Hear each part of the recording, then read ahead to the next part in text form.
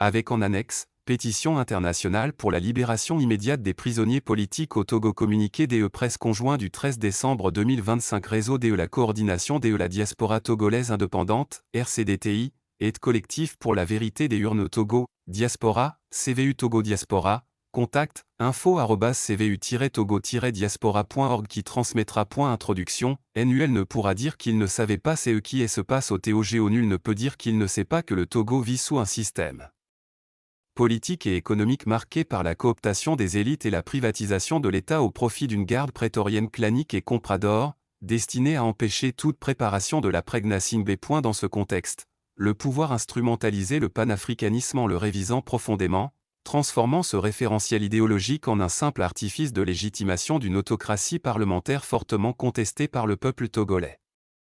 Cette manipulation contribue à accentuer l'aliénation totale du peuple togolais, conséquence de la gouvernance du système Gnassingbé, fils, depuis 2005, nourri par la peur, la corruption, la délation, l'autocensure et la perte de confiance. Face à cette dérive, il est urgent de questionner les caractéristiques de l'instrumentalisation du panafricanisme, d'interpeller les élites qui participent à la conférence panafricaine organisée par le régime et de proposer des recommandations pour une transition politique inclusive et constructive. Enfin, alors qu'ils sont en grève de la faim illimitée, plus de 35 jours déjà, des prisonniers politiques, des acteurs directement impliqués dans la défense des droits humains au Togo et la libération du peuple togolais du joug du système Gnassingbé, ont lancé une pétition internationale pour la libération immédiate des prisonniers politiques que RCDTI et CVU Togo Diaspora reproduisent à la fin du présent communiqué pour accroître sa visibilité. Par une diffusion élargie. Tout soutien à cette pétition s'impose comme un acte de solidarité et de résistance et de libération sans condition des prisonniers politiques du système Gnassingbé.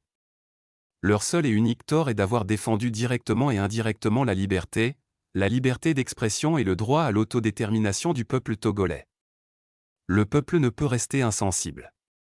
Le peuple ne peut rester insensible. La possibilité d'un après-système fort Gnassingbé doit s'enraciner dans l'esprit de chacun des citoyens qui veulent libérer le Togo et son peuple d'un système dictatorial qui ne fait jamais le bilan de ses actes illégaux et anticonstitutionnels. La lutte pour la libération des prisonniers politiques s'inscrit dans cet esprit. La cooptation des élites pour légitimer l'autocratie l'égalité des la résistance POPULAIR les régimes autocratiques en Afrique, au Togo en particulier, falsifient la vérité des urnes, la vérité des comptes publics, détournent le pouvoir à leur bénéfice exclusif, annihilent, de fait, la vie démocratique. Les dirigeants occidentaux qui, en arrière-plan, sont à la manœuvre pour le maintien du statu quo qui favorise leurs intérêts, font silence, coupables, ou plaident l'innocence lorsque le système autocratique et antidémocratique les arrange. À ce titre, ils finissent par ne plus faire partie de la solution mais deviennent le problème aux yeux du peuple africain, qui ne se prive pas de le faire savoir massivement, de manière intempestive et raisonnée. À Togo, le pays est dominé par un régime qui a bafoué la constitution adoptée par le peuple en 1992 et a fini par l'abolir dans des conditions d'irrégularité formelle et d'irrégularité substantielle.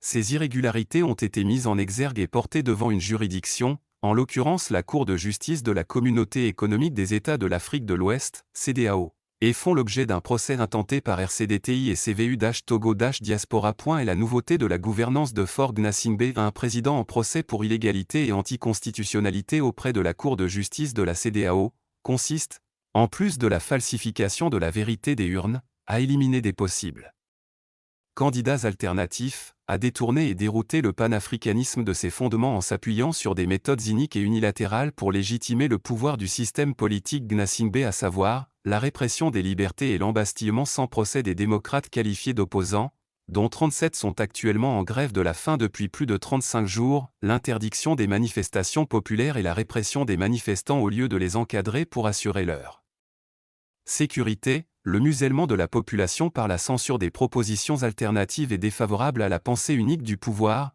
notamment sur les médias officiels et les réseaux sociaux, le récusation de la séparation des pouvoirs, le contrôle et, de fait, la mise sous tutelle de toutes institutions indépendantes à commencer par les médias, la justice et le Parlement, l'instrumentalisation du discours panafricaniste, la cooptation et la distribution de prébendes à certaines élites adeptes de la ventrologie à géométrie variable pour défendre l'indéfendable, la manipulation et la fraude électorale à grande échelle pour assurer la pérennité du clan Gnassingbé au pouvoir, Réduire la nation togolaise à un cercle restreint hiérarchisé de partisans qui occupent l'ensemble du maillage décisionnel du pays, politique, économique, sociétal, est la subordination d'une armée assimilable et comparable à une milice de garde prétorienne qui foule aux pieds la constitution du peuple pour s'aligner sur la dite nouvelle 5e République, anticonstitutionnelle et illégale, taillée sur mesure pour mettre fin à l'élection du président de la République au suffrage universel direct et imposé à la tête de l'État togolais sans limite de mandat, donc ad vitam aeternam selon le système politique en vigueur,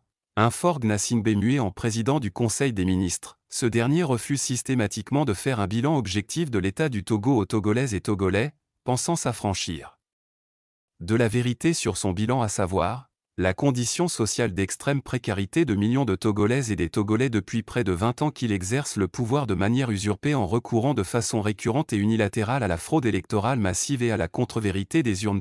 Il est à souligner fortement que ce Faure Gnassingbé, devenu récemment président du Conseil, chef de gouvernement, avec tous les pouvoirs de l'État concentrés entre ses mains, n'a reçu aucun mandat électoral du peuple togolais. Il en a profité pour vider de tout pouvoir et de tout budget autonome le poste de président de la République, devenu un président honorifique, symbolique, un véritable chef d'État protocolaire sans moyen d'action. Même les cérémonies et représentations protocolaires lui sont interdits. Ce président n'est pas un président de façade, ni même un président fantoche, car il ne peut même pas être manipulé par d'autres forces, tant son autonomie a été neutralisée. Il n'est même pas un président décoratif car la fonction d'apparat lui est interdite par autocensure. Il s'agit donc bien d'un président nominal qui porte le titre mais ne détient aucune partie de la substance du pouvoir. Faure Gnassingbé et son pouvoir militaro-ésotérique se donnant des apparences civiles inauguré au Togo le premier président de papier sur papier. Ce dernier existe dans les textes de la Constitution de la 5e République anticonstitutionnelle mais n'a aucune réalité pour le peuple togolais, ni pour le système Gnassingbé. Ce président muet, interdit et empêché de décider faute de moyens, existe pourtant. Il s'appelle Jean-Lucien Kouassi Lagno Savi de Tové I. Il a été choisi le 3 mai 2025 par le Parlement réuni en congrès. Son rôle est essentiellement honorifique et protocolaire, car le véritable pouvoir exécutif est exercé par le président du Conseil, chef du gouvernement. En effet, Faure Gnassingbé est l'initiateur et le bénéficiaire d'un double coup d'État institutionnel et constitutionnel fait au cours du premier semestre de 2024 par un Parlement monocolore hors la loi et un président de la République déjà anticonstitutionnel et illégal, ce double coup d'État ayant abouti à une nouvelle constitution non préalablement débattue par le peuple et non soumise non plus au peuple par voie référendaire et au renversement de la 4e République au profit de la soi-disant 5e République rejetée par la grande majorité du peuple togolais. Cette double forfaiture tombe sous le coup de l'article 150 de la Constitution consensuelle de 1992 dont l'alinéa 2 établit la base légale de la riposte et de la résistance populaire. Dans ces circonstances, pour tout Togolais, désobéir et s'organiser pour faire échec à l'autorité illégitime constitue le plus sacré des droits et le plus impératif des devoirs, et l'alinéa 3 criminalise ses auteurs. Tout renversement du régime constitutionnel est considéré comme un crime imprescriptible contre la nation est sanctionné conformément aux lois de. En pratique, cette constitution originelle qualifie tout coup d'État ou tentative de renversement du régime comme un crime imprescriptible, c'est à accent grave dire qui ne peut jamais être effacé par le temps. Voire plus court de panafricanisme. Publicité Togo Analyse politique Analyse coup d'État Livre sur l'histoire du Togo Service de cloud computing Livre sur les sports togolais Actualité Afrique Service de traduction français-anglais Service de Paris sportif. Ainsi, autant la Constitution de 1992, fille unique de la transition politique, adoptée massivement par référendum, jouait le rôle de creuset de la nation, autant la soi-disant nouvelle Constitution, tueuse de la précédente, unilatérale. Elle a été adoptée sans débat, nuitamment et en catimini sur fond de corps.